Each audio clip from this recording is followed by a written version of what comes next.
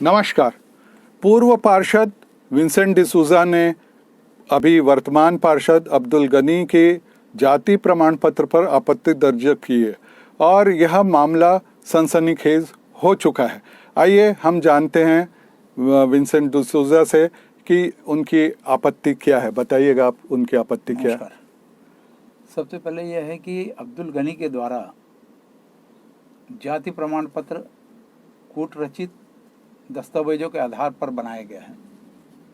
तो इसकी शिकायत मैंने सर्वप्रथम जिला प्रशासन कलेक्टर महोदय से, आयुक्त राजस्व संभाग आयुक्त से और नगरीय निकाय मंत्री शिव कुमार डहरिया जी से मैंने की। तत्पश्चात इसके ऊपर कार्यवाही प्रारंभ हुई और प्रारंभ में ये पाया गया कि उनके द्वारा जो दस्तावेज थे उसमें बहुत सारी खामी थी, जिसके आधार पे तहसीलदार और एसडीएम के द्वारा जांच करने के उपरांत पूरे प्रकरण को जिला स्तरीय छानबीन समिति को भेजा गया। जी। जिला स्तरीय छानबीन समिति ने अपनी कार्यवाही करके राज्य स्तरीय छानबीन उच्च स्तरीय छानबीन समिति को भेजा और वहाँ से पत्र व्यवहार करने के बाद अब्दुल गनी के द्वारा शासन के पत्रों का जवाब ना देते हुए आज दिनांक तक कोई भी दस्तावेज प्रस्तुत नहीं किया गया। तो जिससे ये प्रतीत होता है कि उनके द्वारा जो दस्तावेज बनाया गया है जाति का, वो पिछड़ी वर्ग के मनिहार बताते हैं अपने को, चूड़ी बेचने वाले। तो मुझे ऐसा लगता है कि उनके द्वारा जो बनाया गया दस्तावेज है वो कुल फर्जी दस्तावेजों के आधार पर बनाया गया है जाति प्रमाण पत्र। जी, ये तो आप बता रहे हैं वो बात है, तो लेकिन इसके लिए आपने क्या तैयारी की थी और जिसके आधार पर आप कह रहे हैं कि ये फर्जी है? शासन का स्पष्ट नियम है कि जाति प्रमाण पत्र के लिए उसके पूर्व वंशावली का होना आवश्यक है।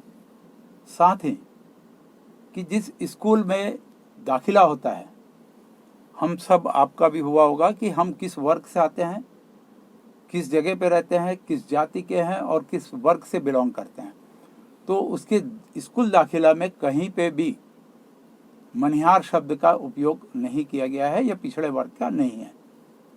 उनके पिता जो नायब तहसीलदार से रिटायर हुए हैं, उनके भी सर्विस बुक में कहीं भी नहीं लिखा है। और सर्वप्रथम ये बता दूं आपको कि अब्दुल गनी ने अपने जीवन में शिक्षा के क्षेत्र से कार्य प्रारंभ किया और उनकी सर्विस बुक में भी कहीं पर भी मनिहार या पिछड़े वर्ग का होना नहीं पाया गया। अच्छा, ये तो है। अभी स्थिति क्या है? वर्तमान स्थिति यह है कि जिला स्तरीय छानबीन समिति ने 23/3/2021 को एक पत्र भेजा गया अब्दुल गनी को कि अपने वंशावली, अपने जो जाति से जो लाभ प्राप्त किया वो और अन्य दस्तावेजों के साथ में हमारे समक्ष प्रस्तुत हों। किंतु उसने कोरोना काल होने के कारण या अन्य कारणों से उनके समक्ष प्रस्तुत नहीं हुए। तत्पश्चात जिला स्तरीय छानबीन समिति ने पुनः स्मरण पत्र लिखा। ये पत्र है 7/6/2021 को और उसमें एक छपा हुआ शासन का एक फॉर्मेट होता है जिसमें बताया गया है कि भाई इस वंशावली, आपके पिता कहाँ काम किए, कहाँ पे रहें, क्या काम करते थे, आपकी माताजी किस समुदाय से थी, उसका पूरा विवरण है, जिसे आज तक उसने भर के नहीं दिया। तो आपको क्या लगता है कि वो भर कर दे पाएंगे या नहीं? मुझे लग रहा है कि वो नहीं दे पाएंगे, जिसका कारण यह है कि दूसरे शासन के पत्र के बाद भी 30/6 को पुनः उनको एक अंतिम नोटिस जारी हो चुकी है और मुझे भी एक पत्र मिला है सूचनार्थ और उनका एक रिसीव हो गया है, जिसे 3 तारीख को अंतिम नोटिस अपर कलेक्टर महोदय के सामने, जिला स्तरीय समिति के अध्यक्ष होते हैं अपर कलेक्टर, उनके समक्ष होकर प्रस्तुत होकर अपना बयान, शपथ पूर्वक बयान दर्ज करना उनको अनिवार्य है। तो और मैं समझता हूं कि वो कोई दस्तावेज प्रस्तुत नहीं कर पाएंगे। तो 3 तारीख यानी कि अभी कल 3 की जुलाई।